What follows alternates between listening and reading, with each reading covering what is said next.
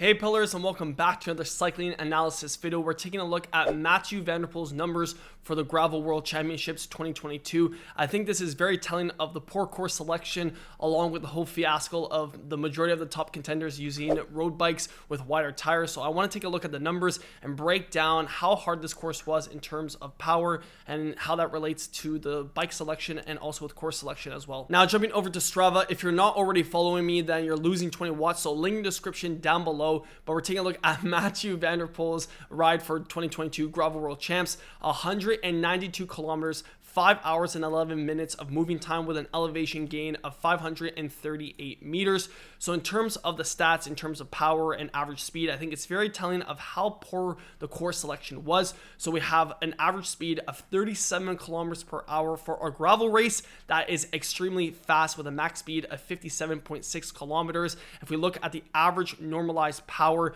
we have 339 watts. And also for just the overall best 20-minute power is 375 watts. So I really want to highlight the average speed and to really show how that's bad course selection for gravel, because for a gravel race, you don't, obviously these are World Tour pros that would be riding in the Tour de France, so to see the average speed and the power to be so high, that's to be expected. But for a gravel course, when you do have proper gravel, the speed is going to be a lot lower just because you can't fly over the rocks and the gravel. So 37 kilometers per hour is a very high speed, which I would say is a reason why all of them use a road bike frame, because you want something that can be very aerodynamic and has really good rolling speed, which you won't really find with the geometry with the most gravel bikes. So if it was a lower average speed, then that would be telling that the terrain was pretty, difficult, because I'm pretty sure with unbound, you do not find average speeds of 37 kilometers per hour. I haven't looked at it, but I'm assuming just with common sense that it would not be 37 kilometers. So that is the clear answer as to why the majority of the top three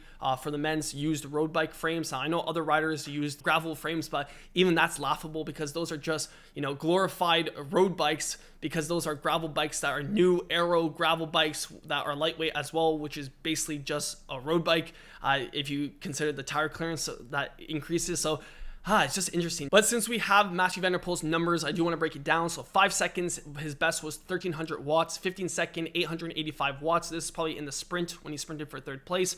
30 seconds, 779 watts, 1 minute best, 620, 2 minutes, 586, best 5 minute was 468, and his FTP is 440 watts. So you can, gauge that.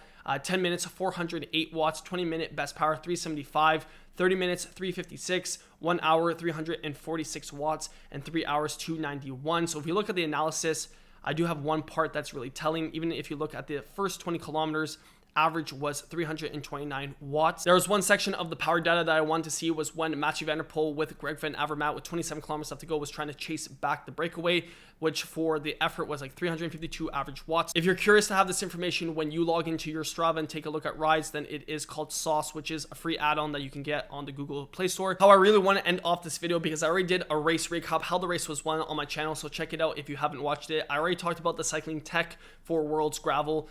So all in all, my thoughts on this whole event is, yet again, I'm going to be positive and say I'm happy that it's getting covered. I'm happy World Tour pros are taking part of it. It's just going to build the overall discipline in the sport. I'm just very saddened that it wasn't, a gravel world championship that you would expect, especially if you're from North America. I think there was very much benefits about it in terms of some of the course selection, but overall as a total event for course selection, I think it was poor to represent gravel discipline. But then again, hopefully with the new venue that they choose for next year, I know it's still happening in Italy, hopefully they do choose a better, more difficult course, because for an event to be done basically on road bikes with just wider tires, I think is an insult to true gravel like we do see in Unbound. But I want to hear your thoughts on the comment section down below. I wanted to show this Strava just to really highlight the fact that the course selection was very bad, because if you're rolling at 37 kilometers per hour, then the gravel is probably not as difficult, because that would be like having a mountain bike course where people are just flying. Obviously they have rock gardens, they have obviously I'm not like a mountain bike expert, I'm just saying that course selection plays a big role in terms of the tech used by the riders,